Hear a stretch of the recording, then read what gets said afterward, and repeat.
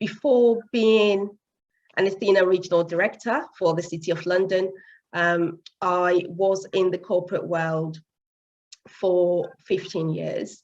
But my career was in such a way that I had the great opportunity to move from a big company to a small company, from back to a big one, then to a small one, which gives me a very good feel for how organizations work in general. My background is also in business consulting, sales and sales leadership.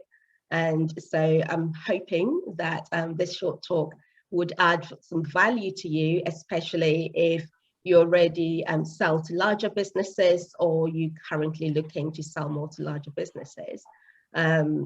Businesses are more open to explore new ways of doing business now, especially with the big change that's going on in every aspect of our lives and in the world in general. So I'm hoping this will add value to whatever it is that you're looking to do to grow your business. My talks tend to be quite interactive, so feel free to interrupt me and ask a question if you have one. I don't mind at all. Otherwise, use the chat box as well. The lovely Marilena may check the chat box to see if there are any specific questions coming through, and I will answer those questions towards the end. Okay, so I wanted to start by asking you a couple of questions, and then I'll give you some free tips with regards to how to pitch and win corporate deals, and then I will leave you with some final thoughts. So here goes the first question.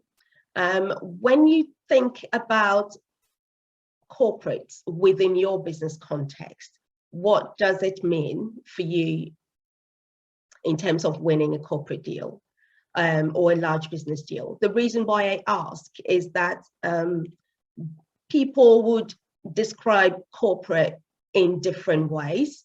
And so I want you to, within the context of this conversation, really, ask yourself this question: what does corporate mean for me in my business? So for instance, is it a business that has 10 to 50 employees? I've heard some people describe that as corporate before for them. Is it a business that has 51 to 100 employees? Is it a business that has 100 to 500 employees? Or indeed, do they have more than 500 employees? And with some, they may look at it from a perspective of maybe turnover. So maybe a business that has up to 5 million turnover. So have a think about that and ask yourself this question: what does corporate mean for me in my business? And for some people I've come across, especially on the entrepreneurial side or SME side, they may also interchange the words large business and corporate. So again, make that clear to yourself, because it will help you put yourself into context and make sure that this conversation serves you. Your second question: who currently has any clients who they will describe or consider as large businesses or corporates? So, that is kind of a question that I'm asking here. You can raise your hand, you can, say yes in the chat box, just so I can get a feel for it. But yeah, so who currently has clients that they would consider large businesses, or they would consider a corporate client? Okay, so I've seen Debbie, Deb's good. Yeah, so they have clients, large clients, wonderful. Okay, so whether you have some or you don't, it doesn't matter for this conversation. The main idea is for you to start thinking about this and what that means for you. So let's start with your 3 tips, shall we? The first one that I want to share with you is know your strengths and pitch accordingly. So when I say know your strengths, what does that mean? It means know your strengths as an individual, especially if you wear the hat of pitching and winning larger business deals or corporate business deals. But it also says know your strengths as your business. So what are the strengths of your business? The word authentic, authenticity has never meant so much to different people in so many different scenarios. And so sometimes when we are pitching to a larger organization, or we are pitching for a deal that is more aspirational for us, or a deal that means a lot to us, we may be tempted to pretend to be something else.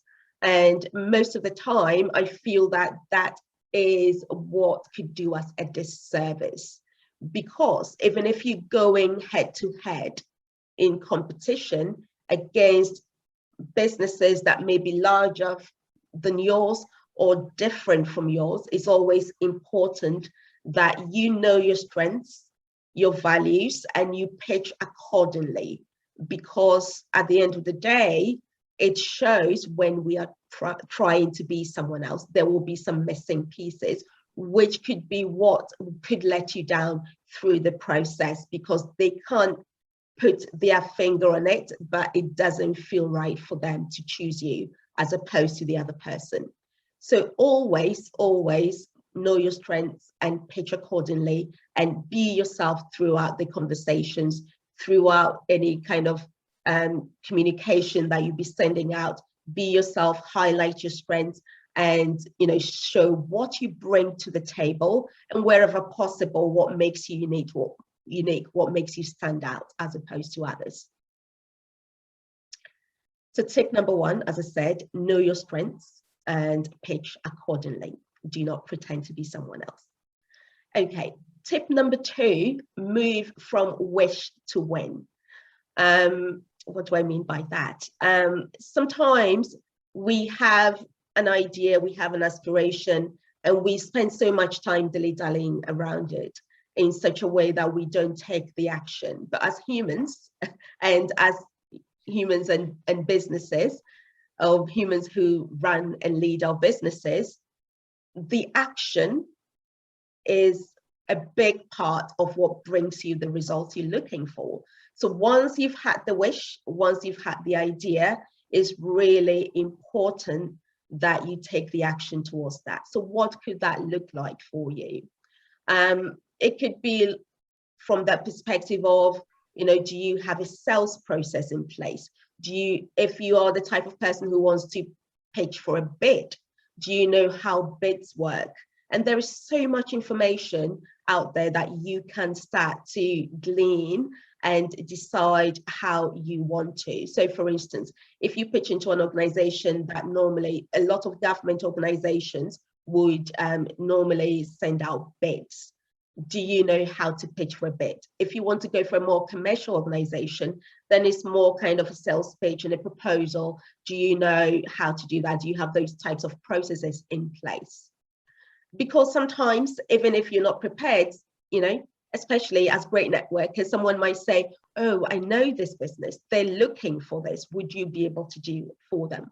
And normally when you're not prepared, you may let yourself down because you are not prepared. So it's important to make sure that you know that you're moving from wishing to winning. Another aspect that you need to consider is things like yes conversations, I call them. And so do you have like a particular sales process? Do you know how you've been winning the existing clients that you have? And have you kind of documented it in a way that allows you to be able to go back and see what's worked, what hasn't worked, how to even move and move to a next level, even if your conversation has fallen flat. So prepare yourself that way, and make sure that you are not just in your wishing space, but you are moving more and more towards your winning space. Learn how to win in complex or matrix organizations. The world has shifted so drastically. 5 years ago, when I set up my business, which is called Mary's Consult, one of the things that really pushed me to set up my business was because I saw a big shift in how complex businesses were becoming, but also personally, the way I wanted to serve my clients wasn't always very possible within the confines of a complex organization. And I wanted to treat my clients differently. I saw the shift in my buyer because they wanted what I called human-centeredness. And I wanted to be able to show that to my buyer and use that as an opportunity to win more deals. For instance, I would go into an organization, and at that time when I was employed, this organization will be spending only 30K with my business, and everyone around me within my team will say they would only spend 30K with us. And I'll go, no, I think they could spend more. And they go, no, they won't spend more than 30K. But there was a particular one that I got them to spend 120K in the space of 12 months.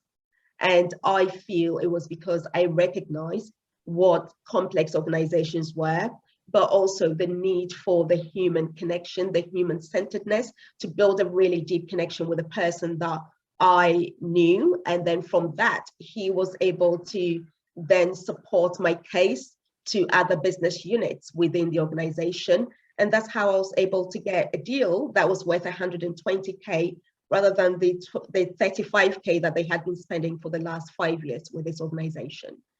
So it's important that you learn how these complex organizations work, but you also learn the importance of being human as you understand these complex organizations. The decision doesn't sit with one person, it never does anymore. So being able to understand the complexities and build deep relationships will always connect you to a wider base that will end you a lot of respect, as well as a lot of good corporate deals in the end. So that was all under tip number 2 in terms of moving from wish to win. And finally, tip number 3, get your house in order. So this will be things that you do in your background. So a bit connected to tip number 2, but for instance, have you prepared your pitch deck? How does your LinkedIn profile look? Does it say you want these types of larger deals? You have experience, or you actually are able to work with these types of clients? Is it clear when someone goes to look out for you? Because a lot of people who buy would do a lot of their own sales process before they come to you. And so give them the opportunity to find the information they were looking for about you before they come to you. Look at things like contracts that you need to have in place. So do you have a client contract? Do you have a supplier contract? Do you have a contractor contract? Those kind of things. Explore if you need them and make sure that you have them ready. And the final tip here under tip number 3 is negotiation training. So know that it's important not to leave money on the table. And when you don't know, you just don't know. And so make sure that you understand how negotiation works, especially in the final stages of your deal close. And as most people know, I never leave without a bonus tip. So your bonus tip is for you to think about how you can avoid doing some of the harder work. You don't necessarily have to do a lot of hard work in order to get the results that you want. So sometimes if you're not a big enough business, don't try to always go for a deal that is being pitched by really big businesses. Let them go and do that hard work, and you go to those who have won the contract and go, hey, can I supply this aspect for you? You become a subcontractor for them, and that's a very easy win for you. So that's my bonus tip. And I promise I'll share some final thoughts. So firstly, we've asked some questions. We've shared 3 tips. The first tip saying, know your strengths and pitch accordingly. Number 2, move from wish to win. And number 3, get your house in order. And your bonus tip is, how about avoiding some of the hard work? My final thought for you is it worth it? So don't just go for a deal just because it feels great on paper or it looks good. Is it worth it? Can you afford the resources that you need to put in terms of time, effort, and probably hiring some specialists to support you? And once you've asked these questions and it feels like it's worth your while, then set your eyes on the vision of winning. And if you're going to win, you might as well win gold. We are still in the Olympics 2020 after all. So win gold. There's no point, going to win silver when you can win gold. But the bigger picture about all of these things is we normally say we want our businesses to be bigger. We want to sell to corporate organization because we want to create impact. So make that a big part of what you're doing. How does this impact you personally? How does it impact other people? How does it impact the businesses and the people that you're going to be working with? And lastly, how does this impact your loved ones? So that's me. I hope this adds some value to you. Maggie Sappho from Mary's Consult Limited, and I'm also the Regional Director of the Athena Network London City, as you know. If you'd like some more information about any of these things, you know where to find me. Feel free to get in touch with me. Thank you very much, ladies.